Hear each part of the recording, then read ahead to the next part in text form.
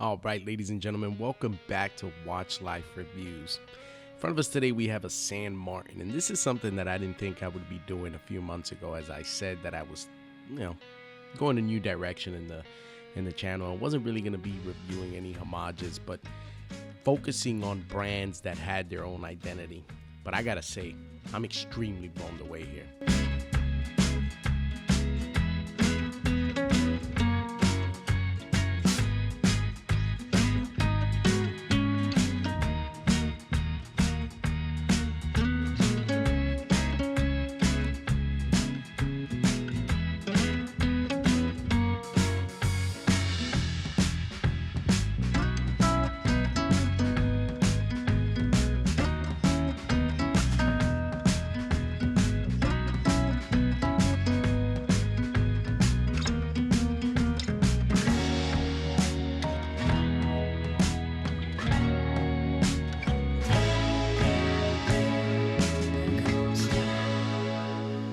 All right, let's go ahead and jump right into the specs. As for the movement in this watch, you have the NH35 caliber, case diameter of 39 millimeters with a case thickness of 13 millimeters. You have a lug-to-lug width of 20 millimeters with a lug-to-lug length of 48 millimeters.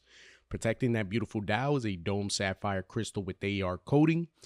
You also have a ceramic bezel insert with C3 lume on that pip and C3 lumes filling each one of these markers.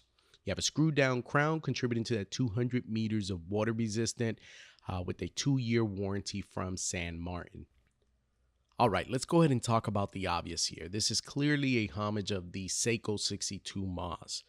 Now, as we look closer, we'll see hints and elements of creativity on San Martin's part in terms of the design and how they kind of given this a modern twist of what the 62 Mas represents nowadays.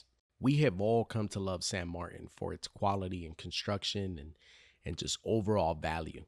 Now, this begs the question, is San Martin capable of becoming the next micro brand with its own DNA? Well, here's the deal. San Martin tends to give you absolute value for money. I think that is the realm that they're focusing on. You know, when you take a look at the 62 Mas, right, they're giving you an NH35, but I don't think it's just any NH35. I've had a few watches, quite a few watches with NH35 calibers in them, and none of them have as smooth as a winding feeling as this particular watch. Furthermore, the accuracy on this is giving me roughly between -2 to +3 seconds a day of accuracy, which is it's ridiculous for an NH35. Not saying it's not common, because it is. Especially the more money you spend, you tend to find that these brands do a little bit of calibration or pay for top shelf calibers. All right, let's talk about the liberty of choice and design that San Martin has taken in redesigning this historic design from Seiko, the 62 Mas. They took a vintage design and gave it a modern twist with these lugs tapering downward, giving this watch a smaller appearance on the wrist. At 39 millimeters, this actually wears more like a 37.5 millimeter watch. Very comfortable. Now, here's another area that San Martin absolutely shines in, no pun intended. They have applied C3 lume generously to every single marker, the hands, and even the 12 o'clock lume plop on the bezel. With that said, I am extremely happy they did not take the liberty of applying it to the entire bezel, as it kind of would have taken away from that original design. So I think that I'm glad that they were able to compose themselves with that. With that said, taking a look here, I have sped up this for the sake of time, but you can see that even after 4 to 5 minutes, this watch continues to shine pretty decently, and it doesn't really come through on camera as I thought it was going to, but I can assure you this will absolutely be legible in any condition. All right, let's talk about the bracelet and the clasp. One of the things I do love about this clasp, I think it's very unique to San Martin in this realm of, I want to say, entry level homage slash somewhat micro brand. But anyways, this kind of goes to highlight the fact that San Martin really takes a lot of care in the execution of their manufacturing process, right? So you take a look at this beautiful lineared brush on here, the nice chamfered edges. You do have those two pushers to open up the clasp. Um, this is very good hardware in a watch that costs under $200. You take a look at this beautiful finish on this bracelet. These link all move freely. There is no hanging up between links. I mean, you can tell that this is certainly on the higher end of manufacturing. I've had bracelets from companies like Seiko that just bleh. Now, taking a look here, you do have those solid end links, which are very well fitted to the case. I don't have any complaints here. Like usually, again, these homage brands tend to have this kind of flexing in that area, and that's a lot of times due to the spring bars that they're using or just not a good fit overall. But here's a top-down look at it, and you can see how it marries this case beautifully. You can tell that the bracelet was designed with the case in mind. All right, let's talk about this bezel. It's 120 click unidirectional bezel with an amazing crisp ratcheting sound as you're turning the bezel. I love it. Easy to grip with these beautiful teeth on the outer of the bezel. It's amazing. But here's the drawback. Look at how easy this is moved around.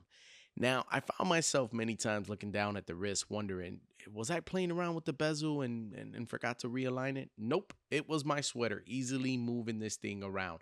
So if you're going to be using this to time elapsed time, don't rely on it. It's certainly not going to get the job done. Now, with that said, it's still a nice bezel. I like it. I like what Sam Martin did here. I like the way they executed that, and I love the bezel insert being that ceramic. Amazing. All right, let's talk about the silhouette design of this watch. It doesn't quite check off the box of that 62 Moss. Like you can see there's a signature, there's a DNA there, but it's not quite the 62 Moss. And maybe that's a good thing, maybe it's a bad thing. But if you are going to pay homage to that particular model, I would say stick with it, even if you compromise on the comfortability and wearability of the watch. Now, another thing I do like that they did, right, is this beautiful dome sapphire crystal. It gives the watch some character. It really gives it that vintage look, and I love it. All right, here's another view of the case. There you can see how those lugs taper downward. That allows this watch to wear super comfortable on the wrist. I would have probably say compromise that for the sake of sticking true to its original design. But hey, I'm not complaining. It sounds like I am, but I'm not. I genuinely enjoy wearing this watch, and it's by far one of the most comfortablest watches I've had in quite some time. I do love that they added that etched logo into the crown. Beautiful touch. Not too many companies do that, so I like that they did that. One of the things as well that I want to highlight here that I think that they have another model, which I believe is the 40 millimeter or 41 millimeter version of this watch that has, is the drilled lugs. That would have certainly kept true to the original design of the 62 Mas. So I think they should have certainly added that. All right, guys. So let's address the elephant in the room. I know this is not the original color for the dial for the 62 Mas, but I'm a sucker for green, and they were out of stock with the gray dial, so I went with this one, and I gotta say this one's no exception. This green is absolutely perfect. I love what they did here, and that San Martin logo. It's balanced. It's not out of place. It looks good, and the brushing on it matches the case. I like what they did here. I think it's a very well executed watch. All right, guys, there you have it. That sums up my review of the San Martin 62 Mas 39 millimeter version. There's two different variants of this particular watch. There's the 40 millimeter. Actually, I believe it's 41 millimeters. And then there's the 39 millimeter. And this 39 millimeter is just perfect.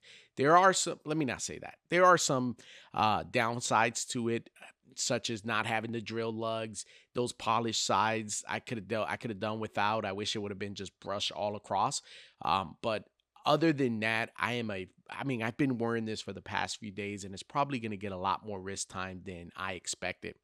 With that said, guys, I know I said I wouldn't review, my vision for the channel was to not be reviewing just homage watches and show that, there are bigger brands that have entry level attainable watches out there for those of you who want to collect watches and get into this hobby.